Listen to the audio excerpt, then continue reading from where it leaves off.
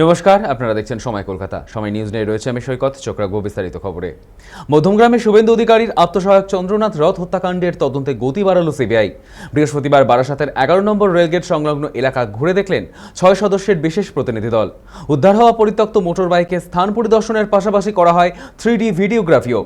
এমনকি 11 থেকে 12 নম্বর রেলগেট পর্যন্ত সিসিটিভি ফুটেজও খতিয়ে দেখেছেন তদন্তকারী আধিকারিকরা। আমাদের সঙ্গে এই মুহূর্তে টেলিফোন লাইনে রয়েছে আমাদের প্রতিনিধি দীপ সেন। দীপ, একেবারে উচ্চ পর্যায়ে তদন্ত ধরে রেখেছে কিন্তু সিবিআই, ঠিক কোন পর্যায়ে এই মুহূর্তে চন্দ্রনাথ রথ হত্যাকাণ্ডের তদন্ত? দেখো, মুখ্যমন্ত্রী শুভেন্দু অধিকারীর আত্মসহায়ক চন্দ্রনাথ রথ খুনের ঘটনায় কিন্তু রাজ্য পুলিশের কাছ থেকে সেই তদন্তভার যায় সিবিআই এর কাছে। সিবিআই এর প্রতিনিধি দল প্রতিদিনই কিন্তু সেই ঘটনাস্থলে আসছেন এবং একাধিক নমুনা সংগ্রহ করছে। সেই মতন কিন্তু আজকে বারাসাত 11 নম্বর রেলগেট সংলগ্ন একটি ফাঁকা জায়গা, সেখানে তারা আসেন এবং সেখানে কিন্তু প্রসঙ্গত বলে রাখি, কয়েকদিন আগে একটি বাইক উদ্ধার হয়েছিল সেখান থেকে।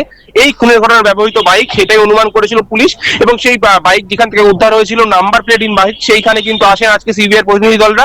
প্রায় 6 সদস্যের সিবিআই এর প্রতিনিধি দল সেখানে এসে 3D ম্যাপিং করেন, পাশাপাশি কিন্তু যে সমস্ত এলাকার পার্শ্ববর্তী এলাকার সিসিটিভি ফুটেজগুলি রয়েছে সেগুলো সংগ্রহ করার কাজ শুরু করেছেন তারা।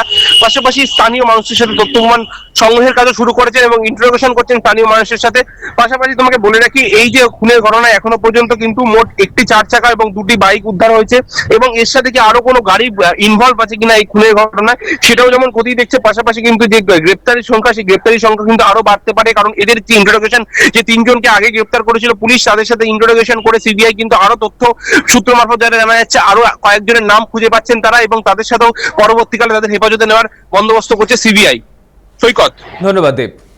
মধ্যমগ্রামে শুভেন্দু অধিকারীর আত্মসহায়ক চন্দ্রনাথ রথ হত্যাকাণ্ডের তদন্তের গতি বাড়ালো সিবিআই। বৃহস্পতিবার বারাসাতের 11 নম্বর রেলগেট সংলগ্ন এলাকা ঘুরে দেখেন 6 সদস্যের বিশেষ প্রতিনিধি দল। এখনো পর্যন্ত উদ্ধার হয়েছে 2টি বাইক এবং একটি 4 চাকা গাড়ি। গ্রেপ্তারির সংখ্যা আরো বাড়তে পারে বলেই খবর।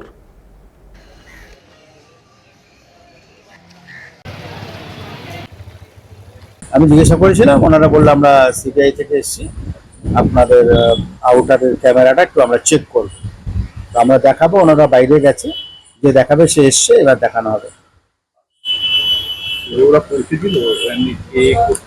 না না না, সেসব কিচ্ছু বলেন, ওসব কোনো কথাই হয়নি।